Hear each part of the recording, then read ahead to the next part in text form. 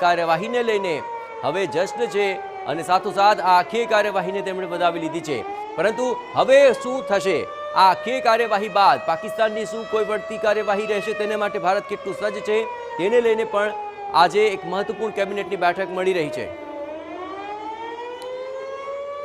વધુ વાત કરવા જોડાઈ રહ્યા છે TV9 political editor Kinjal Mishra. Kinjal, આખી એક કાર્યવાહી, પરંતુ હવે જવાબી કાર્યવાહીને લઈને ભારત કેટલું સજ્જ છે અને તેને લઈને આખરે ભારતની શું છે પર્વ તૈયારી? આ કેબિનેટની બેઠક પણ મળી રહી છે, કઈ કઈ બાબતો મહત્વપૂર્ણ રહેશે કે જે આગામી સમય માટે અત્યંત મહત્વપૂર્ણ રહેશે? કિંજલ,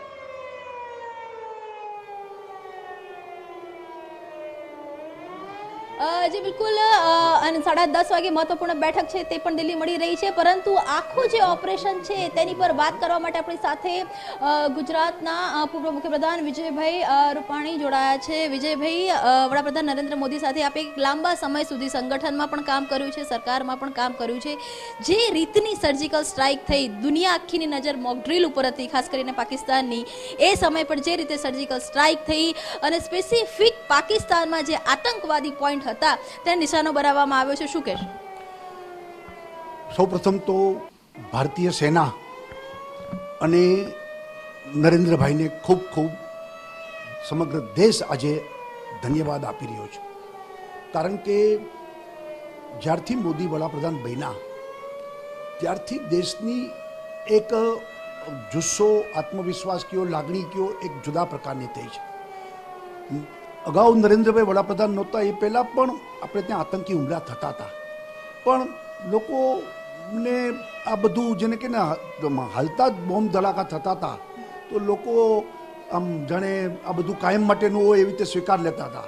પણ નરેન્દ્રભાઈ વડાપ્રધાન બન્યા પછી પુલવામાના એટેકમાં એર સ્ટ્રાઇક કરી, ઉરીના એટેકનો બદલો લીધો, એટલે લોકોમાં એક અપેક્ષા કે ભાઈ મોદી છોડશે નહીં, અને 12-13 દિવસ થયા લોકોમાં અજંપા હતો કે ભાઈ આ કેમ હજી કંઈ થતું નથી, પણ કરશે જ મોદી, એ બધાને ભાવના હતી જ, અને નરેન્દ્રભાઈએ કરીને દેખાડ્યું છે।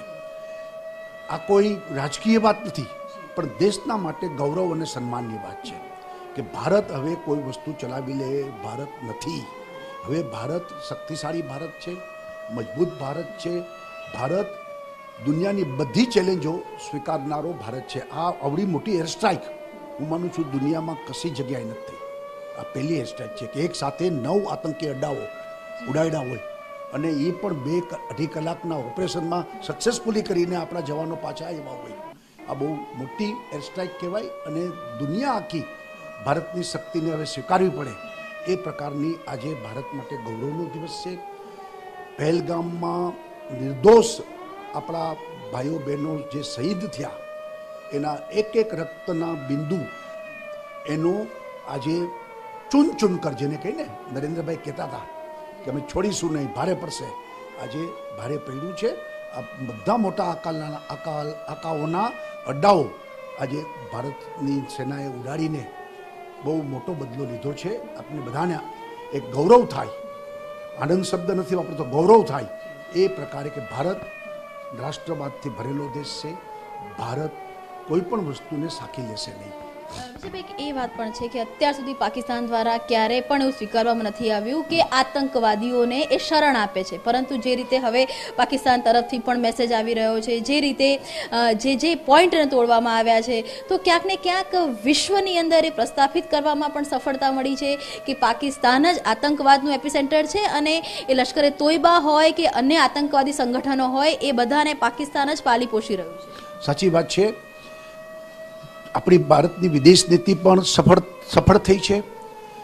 જ્યારેથી હુમલો થયો પહેલગામમાં ત્યારથી તમામ દુનિયાના બધા દેશો સાથે ભારતે સંપર્ક કરીને પાકિસ્તાન આ આતંકીઓને પાલે પોષે છે, અથવા પાકિસ્તાનની મજબૂરી હશે જે હશે એ, પણ પાકિસ્તાન આ બધાને પાલે પોષે છે એ વાત સ્પષ્ટ થઈ, પાકિસ્તાન એક્સપોઝ થયું, અને આજે પાકિસ્તાનની જનતા પણ આજે પાકિસ્તાનની સરકાર વિરુદ્ધ માનસિકતા બનાવીને બેઠી છે કે આને કારણે પાકિસ્તાનને નુકસાન થાય છે, અને જો લડાઈ થઈ તો પાકિસ્તાને જ ભોગવવું પડશે। આ વાત ત્યાં એટલી બધી ચાલી છે કે પાકિસ્તાન સરકાર પણ હવે આ બધી વાતથી પોતે એક દબાણમાં આવી ગઈ છે।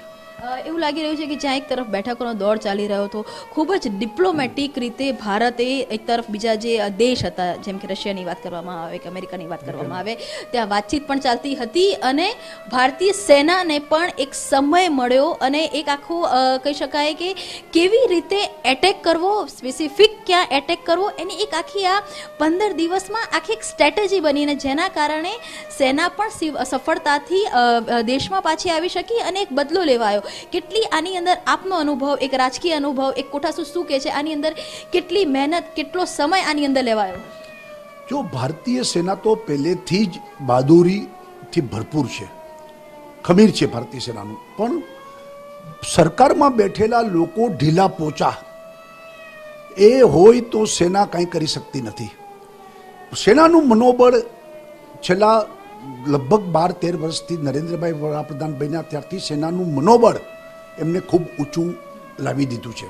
સેનાની બધી સહાયતા પણ બજેટથી માંડી અને બધી રીતે અદ્યતન શસ્ત્રો સાથે સેનાને સજ્જ કરવી એ પણ મોદીની સરકારે કર્યું છે.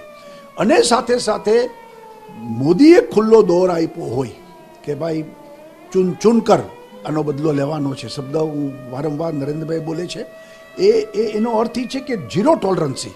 એટલે સેના તો પહેલેથી બહાદુરીથી ભરેલી છે, પણ એમને છૂટો દોર આપનારી મરદ સરકાર. અને ક્યાંક જે જવાબ હતો એ પણ બિહારની અંદર જ્યારે પહેલી સભા થઈ પહેલગામ પછીની, અને જે સભાની અંદર પણ જે રીતે વડાપ્રધાને કીધું હતું કે ભાઈ આનો જવાબ આપવામાં આવશે, એટલે કહી શકાય કે કહીને કર્યું છે. જે નયા ભારતની વાત કરવામાં આવી રહી છે, નયા ભારત અથવા તો જે લોકોની અંદર જે એક દુઃખ હતું કે કઈ રીતે, તો એવું કહી શકાય કે લોકોમાં હવે એક ફરીથી કે સુરક્ષિત હાથોમાં ભારત છે એ લાગણી છે એ જોવા મળશે. ચોક્કસ લોકો ભારતનો, મેં કીધું ને પહેલાં કે મોદી વડાપ્રધાન બન્યા એટલે મોદી હે તો મુમકિન હે, એને કારણે લોકોમાં એક મોટી અપેક્ષા હતી કે કાંઈક કરો ભાઈ, આ ન ચલાવાય. અને લોકોમાં એટલા માટે રોષ હતો અને રોષ લોકો અભિવ્યક્ત કરતા હતા કે ભાઈ આ ચલાવાય નહીં. અને ત્યારે જ નરેન્દ્રભાઈએ વિદેશ પ્રવાસ ટૂંકાવીને નરેન્દ્રભાઈ તરત આવી ગયા, તરત એમને મિટિંગ કરી, એરપોર્ટ ઉપર મિટિંગ કરી અને અમિતભાઈ તરત પહેલગામ પહોંચી ગયા. ત્યારે જ લોકોને લાગ્યું હતું અને એમનું પહેલું નિવેદન એ હતું કે આ આતંકીઓને ભારે પડશે, આ હુમલો આતંકીઓને ભારે પડશે. અને હકીકતે એના મુખ્ય બધા અડ્ડાઓ જે પીઓકેમાં હતા એ બધા ઉડાવ્યા એક સાથે. આ બહુ મોટી ઘટના છે અને એનું મૂળ જેને કહીએ કે નરેન્દ્રભાઈની જે હિંમત, એની જે બહાદુરી કહેવાય કે એનો જે મક્કમતા એ આજે દેખાઈ આવી છે. ને ભારતને હવે એક મરદ વડાપ્રધાન મળ્યા છે એટલે ભારત પોતાની જાતને હવે સુરક્ષિત સમજે છે અને ભારત હવે કંઈ ચલાવશે નહીં, ભારતને કોઈ રોકી શકશે નહીં, ભારતના નાગરિકો સુરક્ષિત છે, આ વાત હવે પ્રસ્થાપિત થઈ છે.